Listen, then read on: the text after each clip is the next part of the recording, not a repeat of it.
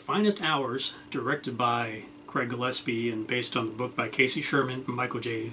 Zagayis, is based on the true story of an incredible Coast Guard rescue in 1952 when, during a massive blizzard off the coast of Cape Cod, two oil tankers were split in two. One is easily accessible and the other one is not.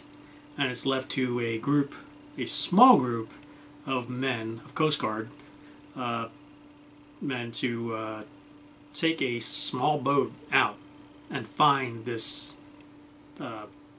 sinking ship that is like in the midst of a blizzard, high seas, massive waves, and mayhem ensues.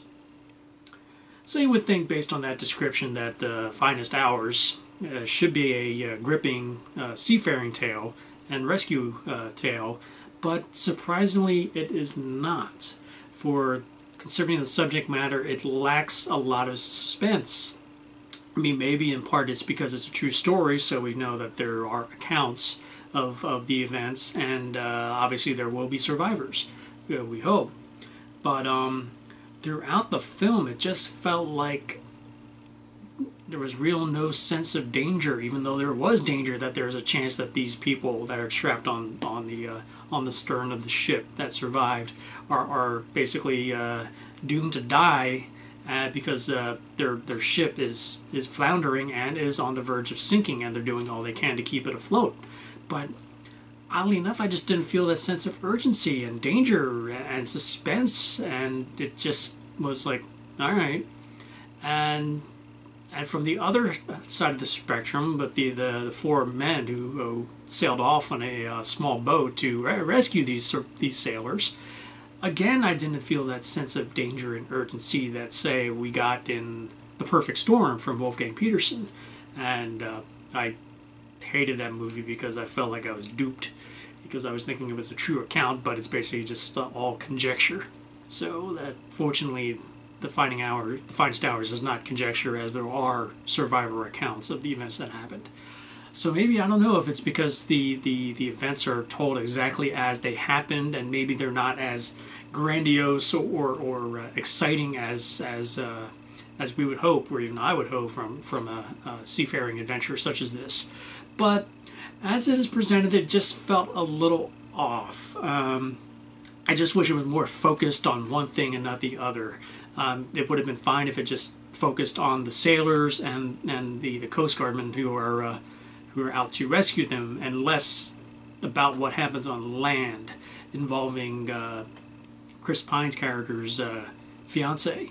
That, for me, was the weakest link in the entire film. That entire third part of the story, I was just not engaged in at all, and it was not very well written, let alone performed by Holiday Granger, who's a fine actress. But here, it just seemed she was just placed there just to emote, and I just didn't even get the sense that of any like heartbreak or tension that you would expect from someone knowing that their husband or fiance is out there on the verge of possibly dying doing his job. There's a scene that you probably catch a glimmer of in the trailer where she's pleading for her fiance's life, and instead of evoking sympathy, it kind of evokes Snickers, and not the candy bar, but you kind of like chuckle a little bit, say just like, oh, like, okay, this is not going well. I'm almost on the verge of wanting to laugh, but which belittles the actual situation of what happened. But that's just how the film unfolds. I guess most of that would probably have to fall on Gillespie and the screenwriters as to how they decided to tell the tale. The film also stars Ben Foster, Casey Affleck, and Eric Bana.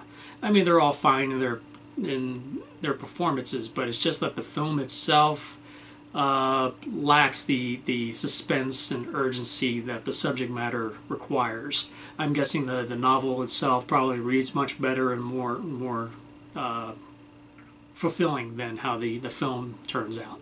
So I would have to give The Finest Hours 2.5 stars out of 5. A nice effort, but it just doesn't live up to the actual story it's telling, and it seems to be pretty standard fare as to how it's presented. So, if you like this review, please hit that like button below. Have you heard of The Finest Hours? Have you read the book? Or were you looking forward to The Finest Hours? Please let me know in the comments below. I'm curious to hear what you have to say. If you haven't already subscribed to my channel, please do. And for those who already have, thank you. So, subscribing to my channel allows you to stay on top of my reviews as they come in. And as always, when you have the opportunity, please check out ErnieTrinidad.com. So, until next time, we'll see you at the movies.